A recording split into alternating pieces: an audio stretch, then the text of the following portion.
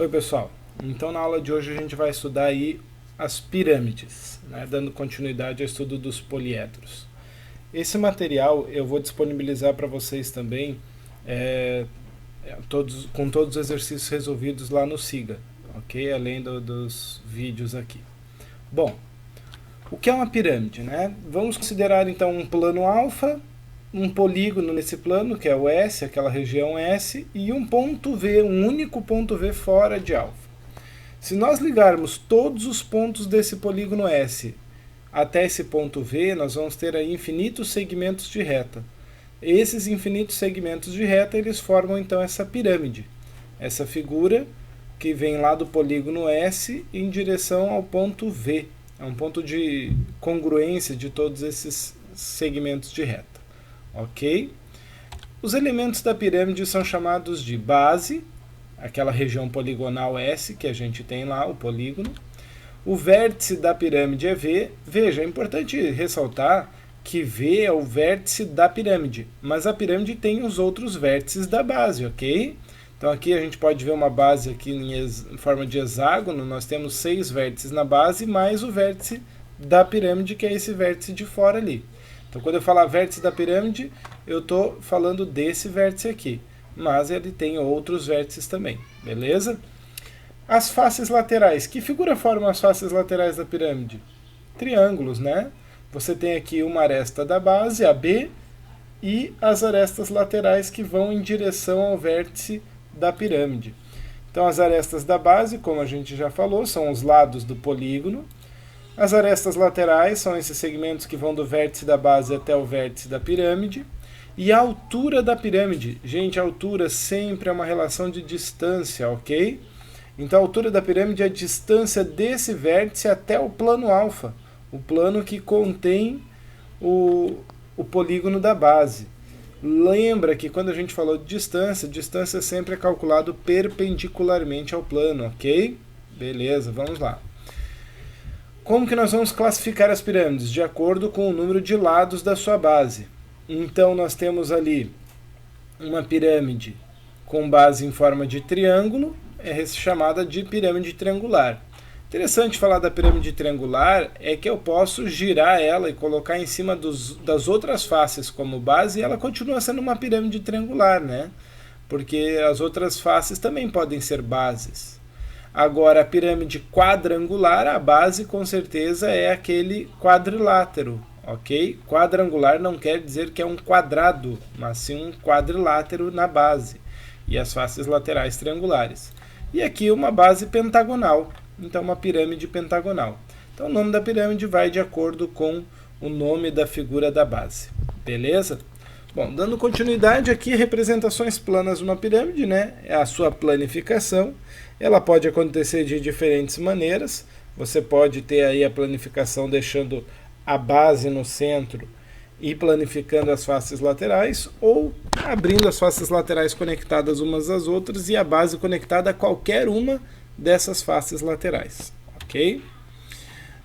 O que vai ser uma pirâmide regular para nós? Uma pirâmide regular é aquela cuja base dela é um polígono regular e não basta só ser uma base polígono regular, e o seu vértice ele está numa vertical que coincide com o centro da base. Ou seja, a projeção ortogonal do vértice da pirâmide cai exatamente no centro do polígono da base.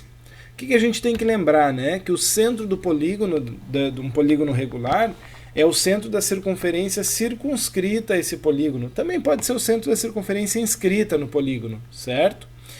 E as faces de uma pirâmide regular, elas são triângulos isósceles, ou seja, numa pirâmide regular, todas as arestas laterais são congruentes, beleza? Um importante exemplo desse tipo de pirâmide é o tetraedro regular. O tetraedro regular ele é formado por triângulos equiláteros. Então eu tenho um triângulo equilátero na base, e eu tenho outros 3 triângulos equiláteros nas faces laterais. Esse tetraedro regular, ele é um daqueles sólidos de Platão, ok? É um dos sólidos de Platão regular lá, A gente mostrou até em sala de aula antes da nossa paralisação. Bom, quem são os elementos das pirâmides regulares? As pirâmides regulares, elas têm alguns elementos que as outras pirâmides não regulares não possuem. Tá? Então a gente tem ali a figura de uma pirâmide quadrangular, e você vai ver aqui dentro dois elementos do polígono regular que você lembra. Quem que é esse camarada aqui? Ó? Esse camarada é o raio da base, a distância do centro até o vértice, que é o raio da circunferência circunscrita à base.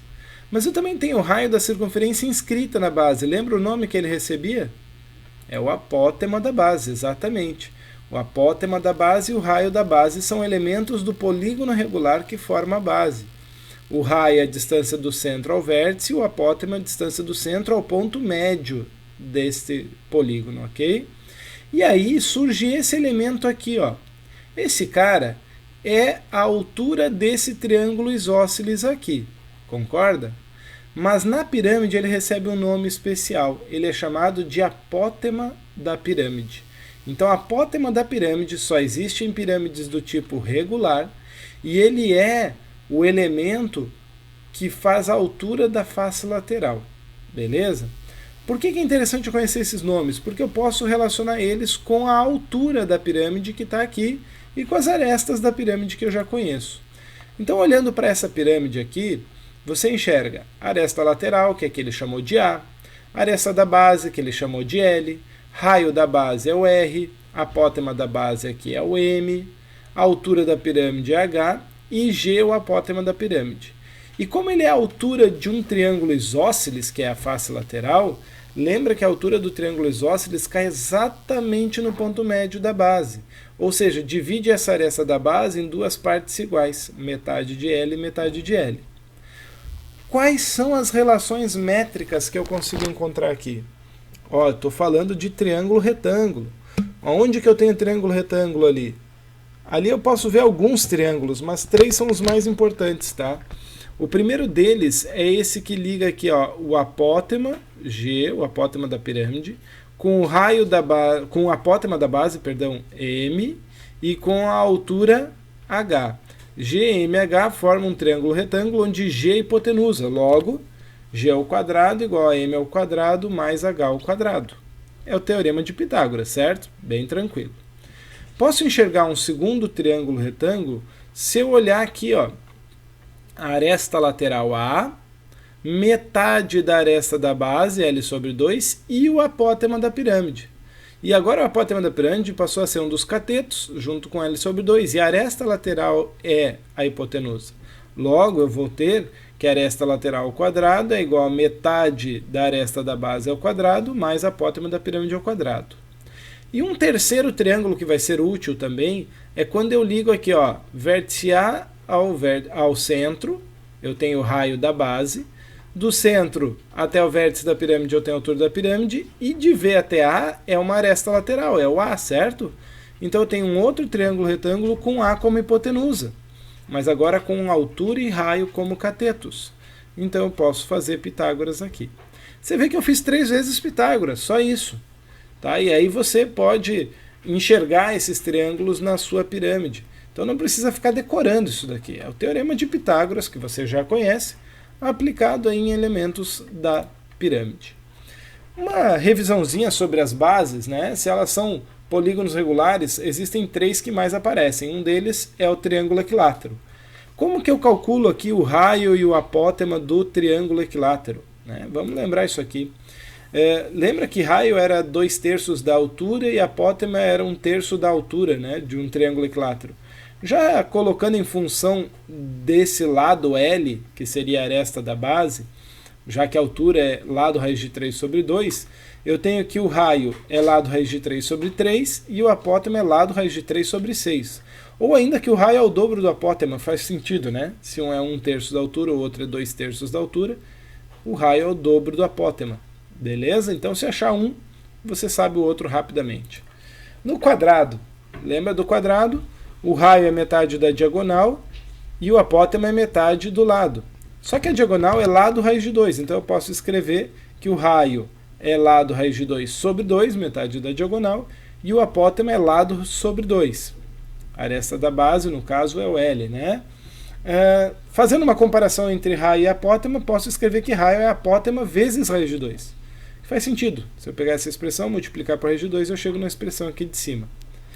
E, finalmente, o hexágono regular, que é o terceiro polígono também bastante utilizado. Eu tenho aqui que o raio é igual ao lado, lembra que formava aqui 6 triângulos equiláteros, então raio e lado são equivalentes. E o apótema é a altura desse triângulo equilátero, então é lado raiz de 3 sobre 2. Ok? Bom, vamos aplicar alguma coisa disso aqui nesse exercício. Então eu tenho um tetraedro regular, com arestas medindo 10 centímetros, e eu quero calcular a medida do apótema da pirâmide, da apótema da base e da altura da pirâmide. Ele não me pediu o raio da base, mas pode ser que ele seja necessário em algum momento, e aí, se for necessário, eu calculo, ok? Na primeira informação que ele pede, a apótema da pirâmide, você enxerga rapidamente esse triângulo aqui, ó, AMD, sim ou não? AMD é um triângulo retângulo, com hipotenusa 10. Então eu tenho... perdão, eu tinha feito o slide antes e não lembrei que eu tinha colocado a apótema da base antes. Usando aquela relação que a gente viu anteriormente ali, né? O apótema da base é lado raiz de 3 sobre 6. Ora, se o lado do triângulo é 10, 10 raiz de 3 sobre 6, eu posso simplificar para 5 raiz de 3 sobre 3. E aí já está respondido a apótema da base, ok? Voltando ao triângulo que eu estava falando, fazendo aqui Pitágoras, 10 ao quadrado igual a 5 ao quadrado mais g ao quadrado, certo? Teorema de Pitágoras naquele triângulo AMD. Logo eu tenho que g ao quadrado igual a 75, né, que é 100 menos 25. Portanto, g é 5 raiz de 3. Quando eu tiro a raiz quadrada de 75, o 25 sai, o 3 fica lá. Então já tem ali o apótema da pirâmide. E aí, como eu tenho o M e o G, eu posso fazer esse triângulo retângulo aqui, ó, MDO, onde G é minha hipotenusa, M é um cateto e a altura é outro cateto. Então eu posso aplicar ali Pitágoras, g ao quadrado igual a m ao quadrado mais h ao quadrado. Coloco os dois valores que eu já conheço ali ao quadrado dentro dessa expressão. Vou chegar aqui, a altura ao quadrado vai ser 600 nonos. Veja que eu não simplifiquei a fração aqui de propósito, ok? Para que eu possa, na hora que tirar a raiz quadrada, tirar a raiz do denominador e não precisar racionalizar. Então deixei o 9. Podia simplificar para 200 terços, mas depois eu ia ser obrigado a racionalizar.